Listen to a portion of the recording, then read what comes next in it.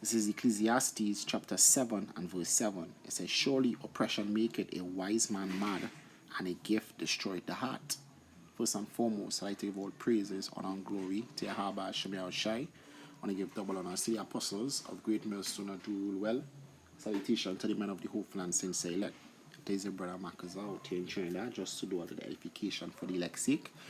And basically this lesson is about, all the things that, as people in the truth, be it men, be it women, the things that we have to endure from a day to day, a week to week, a month to month, and a year to year basis, being in this truth. All right, as the scripture says, I'm gonna bring this out real quick. This is 2 Timothy chapter 3 and verse 12. It says, yea, all that will live godly in Mashiach Yahushai shall, not might, shall suffer persecution. And Acts 14 and 22, it says, through much tribulation we enter into the kingdom of heaven. All right, so we're gonna catch a lot of hell, physically and also mentally. And this is about that mental hell that we have to endure, on a day-to-day basis, the things that we have to see, the things that, as the scripture says, when I entered into the house of the Lord, then understand I his end. So now when you come into this truth, you understand, the things that going on in the world. You separate yourself from them, as the scripture says, through wisdom, a man. Is it in Proverbs?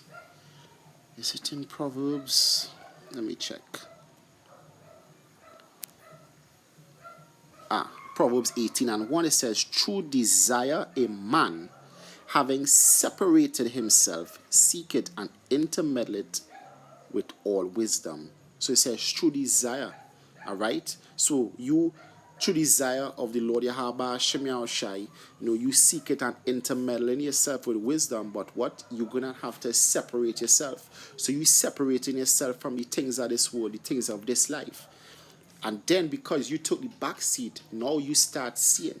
Now you're on that vantage point where you're looking down and you're seeing all the wickedness that you was involved in when you walked after the course of this life, the things that you were involved in. As the scripture says, it says, wherein they speak evil of you because you run not with them with the same excess of right.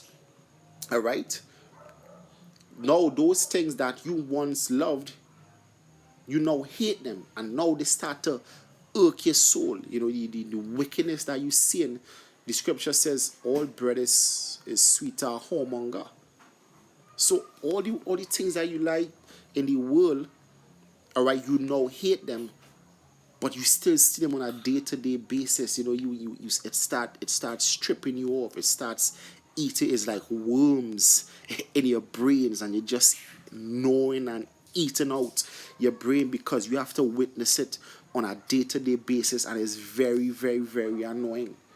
All right, and that's the mental battles that we have to go through as being, men, and women of the Lord Yahweh Shemel Shai. We have to endure those things. We have to endure witnessing those things.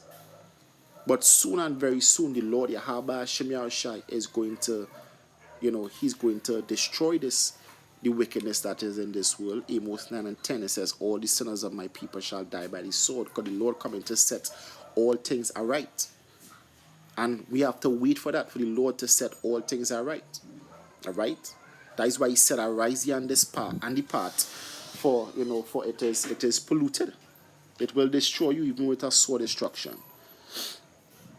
All right? This is the book of Revelation chapter 10 and verse 9. It says, and I went unto the angel and said unto him, give me the little book. And he said unto me, take it and eat it up, and it shall make thy belly bitter, but it shall be in thy mouth sweet as honey. And I took the little book out of the hand of the angel's hand and ate it up. All right, and ate it up. and it was in my mouth sweet as honey, but as soon as I had eaten it, my belly was bitter. Now, really and truly, we don't really taste with our belly, we taste with our mouth, with our tongue, right? But when it goes down into our belly, it starts to, agitate us. So when you come into this world, yeah, it's sweet. You start, you are a Hebrew Israelite, you're the chosen people, it's sweet. You start realizing that you're not the scum of the world anymore. You are potential kings. That you're gonna inherit the kingdom, children of the Most High, Yahweh Shemia Shai. But then the more the scripture says, there's a knowledge that increased grief. And the more you go into this knowledge, the more you're gonna be vexed. All right. So I just want to look up.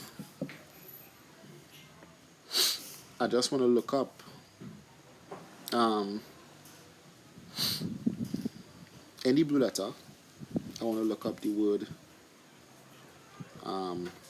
bitter. All right. And when you look up the word bitter, Strong's G 4087, Pecrino. right, pecrino, and it says what to make bitter, to produce a bitter taste in the stomach. What? To embitter, exasperate. Let's see what the word embitter means. Look up. The word embitter means to make bitter, to make someone feel bitter or resentful, to cause someone to feel bitter or resentful. So it's like you start to grow bitter towards the world and resentful. It's like just wish this world could be destroyed, wish the people could be destroyed. And someone in the world looks at you and is like, why are you so bitter? Why are you so angry? Why are you so, what's wrong with you? Because why? Because of the wickedness. As the scripture says, these are smoke in my nostril daily. Psalms 5, it says what?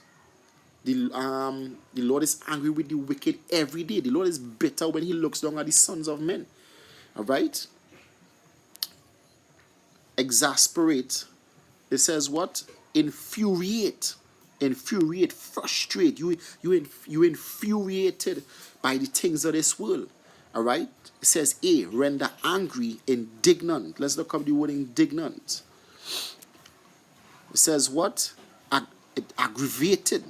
All right. No, aggrieved. My bad. Aggrieved. It says what? It says feeling or showing anger or annoyance at what is perceived as unfair treatment.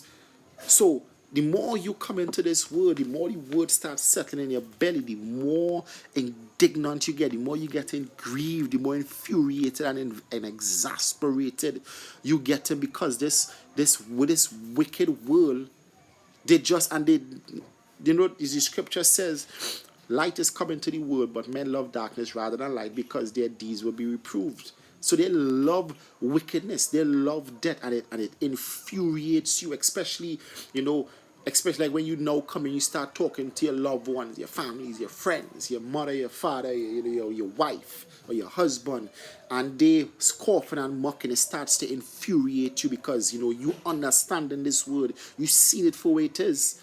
But they just not getting it, and they're mocking and they score, and it starts to annoy you. That is just life being in this truth. Always angry. Always angry. It says what? It says to be embittered, irritated, to visit with bitterness, be grieved, to deal bitterly with.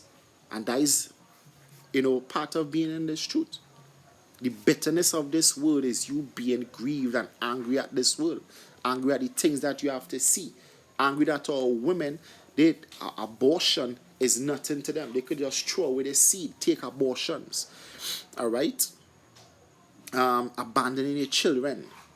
All right? Even like women, they rising up and they speaking against men, as though they have physical power to defeat a man, when it's not. They depend on like the police and the government and other captain savums for their help. But if they didn't have these help, they wouldn't be saying nothing. It's like some of the things that we have to go through. All right, seeing our children, they rising up and they speaking evilly against us. Seeing the wicked speaking evilly against us. These nations, who the scripture says have been reputed as nothing, speaking against us, looking down on us. This is some of the bitterness and things that we have to, as the scripture says, how long? If the world be now made for our sake, how long shall we not have an inheritance with the world? And it making us indignant and exasperated. It making our bellies bitter. Because the more you learn this word, the more bitter you're going to get. When you go into the history, you're going to be more bitter. All right? And if you're not bitter being in this truth, if, from day-to-day basis, you're not angry at the things that are going on around you, then you're not in the right spirit. Seeing women wearing pom-pom shorts. Like, I was in the grocery today and a woman had on, those gym tights in the grocery, and all eyes was on this woman. She was like in her mid-20s. And she had a good shape. She had a nice ass. So this pants, this was like, it was literally in her ass crack, because you could clearly see she had on no underwear with it. And her 2 camel toes were. It couldn't be more vivid. And she didn't care. And that showed that was somebody's wife. The scripture said our wives would be harlots in the street. Is it things that have us grieving from and bitter from a day-to-day basis? Because in the world, we wouldn't have cared. But when we come into this truth, it is like, what the hell wrong with this world? All right, so from day-to-day basis, we gonna be angry. We angry seeing our men being homo sapiens. All right, try not to get this video taken down, because currently I'm blocked. All right, I got striked on YouTube, so I try not to get another strike. All right, when this video is uploaded. All right, but this world is wicked, and it has us in that state of always being grieved and bitter. All right.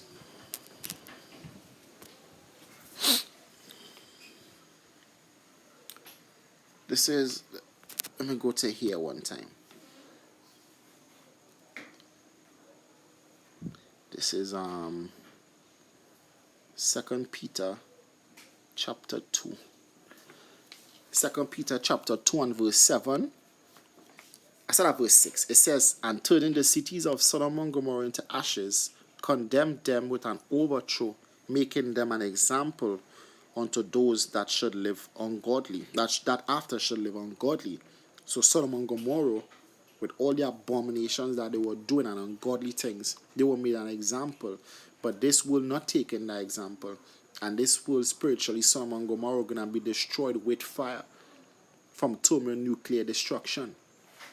All right, that the Lord, the scripture says that he created the smith. So the Lord created the waster for destruction. He gave these nations the ability to create, the means of their own destruction for his judgment. All right. Verse 7, it says, and delivered just Lot, vexed with the filthy conversation of the wicked. Yeah, so Lot was vexed. Lot was angry. It says, for that righteous man dwelling among them, in seeing and hearing, vexed his righteous soul from day to day with their unlawful deeds. And if you're not in that spirit a lot, then guess what? You're not in the right spirit. That if at some point during the course of the day, you something not gonna trip you off, whether you in the public or you're on the media, something gonna trip you off. That a family actually got their children taken away because they refused to allow their child, enhancement pills to do, to change their sex. All right? That now sexual education in schools is teaching about ABC and all these. And when I said ABC, I mean the group. All right? That is just the wickedness that we have to endure. All right? I'm going to look up the word vexed.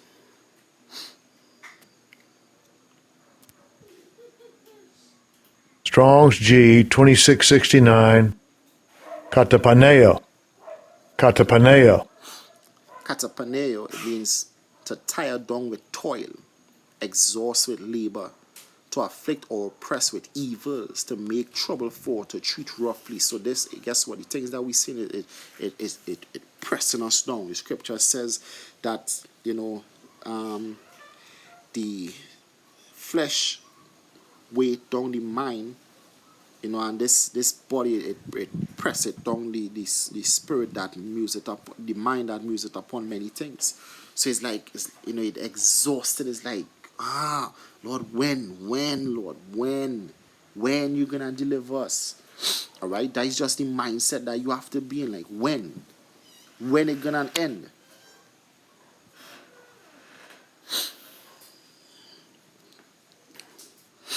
All right.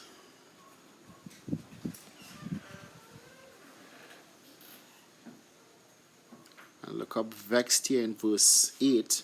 It says what? To test, touched by touchstone. It says, which is black cilia stone, used to test the purity of gold or silver by the color or streak produced on it by rubbing it with other metals. It says to question by applying torture, to vex with grievous pains of body or mind, to torment, to be harassed, distressed of those who at sea are struggling with a headwind. So this kingdom is torment. This is hell. This is hell. This kingdom, this is hell. To the righteous, this kingdom is hell. And to the wicked, the kingdom of heaven gonna be hell. That is why when Yahushua was telling the parable with Lazarus and the rich man was in hell. Yes, he was in hell. Israel kingdom, the kingdom of Yasha Allah, will be the hell for the wicked and the other nations. That will be their hell. Right now, we in hell. We're being oppressed. We're being tortured. All right?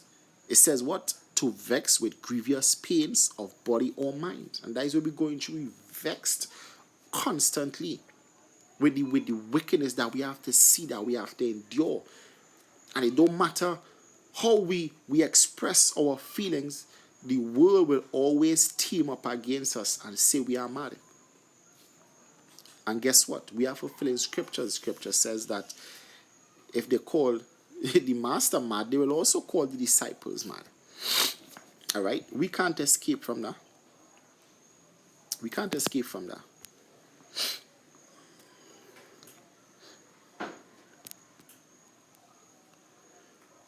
This is the book of Jeremiah, chapter 9 and verse 2.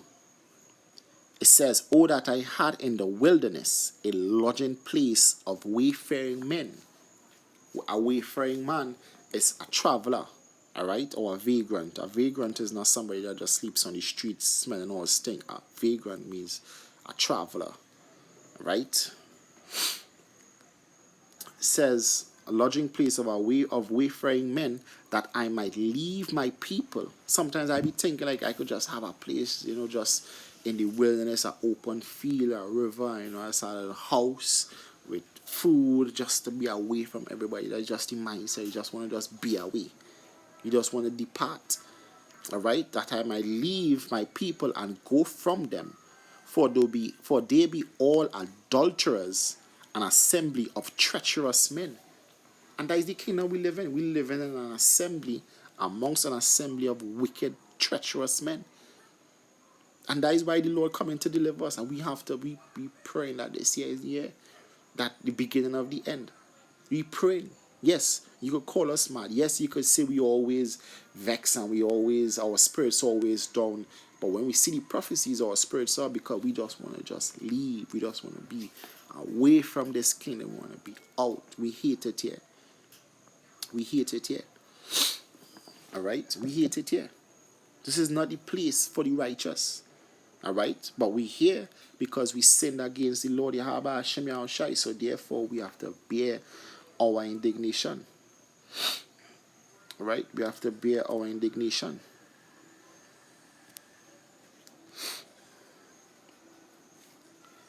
This is Ecclesiasticus chapter 27 and verse 11. It says, the discourse of a godly man is always with wisdom. Yeah, you don't have to sit down and hear a man talking about his neighbor's wife, you know, or an orgy, or a threesome, you know, or doing the dirt tracks.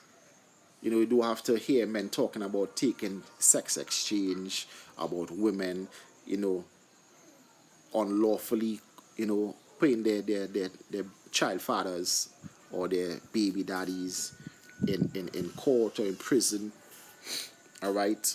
And some of you women, you've been knowing that the guy is not a father, but yeah, you just wicked as hell. So you just, because this guy looks like he's mature enough to be responsible to help with the child, you know, you push that child on him, and then, you know, you give him hell.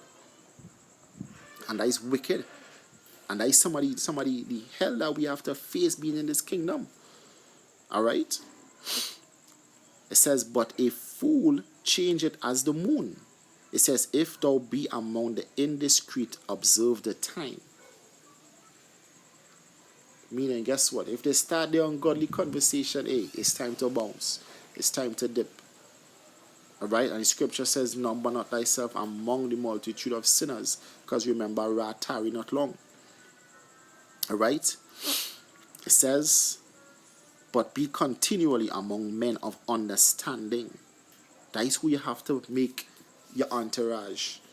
All right? Verse 13, it says, the discourse of fools is irksome. The conversation of the people of this world is irksome. It just, as we see in the Caribbean, it scrolls your blood. It is just wicked. It's just all the logics of some of these people out here just don't make sense.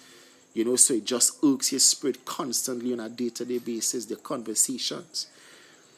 All right? The conversation is just wicked. All right? And that is why we just want to depart. We just want to just leave. If you can't be around people that like-minded, just leave and just go by yourself. That's just how we want to be. And that is why we pray and hope that the Lord hasten the time, because we want to leave. We want to be out. All right? It says, the discourse of fools is irksome, and their sport is the wantonness of sin. Yeah, the wantonness of sin. That is their sport. They love to do iniquity. They love to do iniquity. They love to kill their brother. To see their brother walking on the street and kill him for no reason. Probably, you know, probably have on the latest Jordan, and they can't afford the latest Jordan. So now he can't have the latest Jordan. They kill him for it. Or because he buy a new car, you know, they don't like that, so they kill him. They're not gonna have the car, but he's not supposed to have it. So you know what? They didn't just take the car, they took his life. And that is just the mindset of these people in this world. And that is why we're praying for the Lord Yahweh Hashem Yahushai to take us away. Take us away from this world. Take us away. Because the day of judgment is coming when the Lord Yahweh Hashem Yahushai is going to rain fire upon the world and judge them for their evils. And that is the day that we're waiting on. And that is the day that's coming. And that is why the scripture says, many of them that sleep in the dust shall awake to everlasting shame and contempt. And you wicked, that is where you're going to awake to.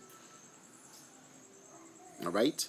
So with that, I hope it was edifying. I want to give all praises, honor and glory to Yahweh Hashem Yahushai. I want to give double honor to the apostles of Great Millstone that do rule well. Salutation to the men of the hopeful and saints elect. This is Brother Makaza out here in Trinidad saying Shalom and stay strong. Shalom.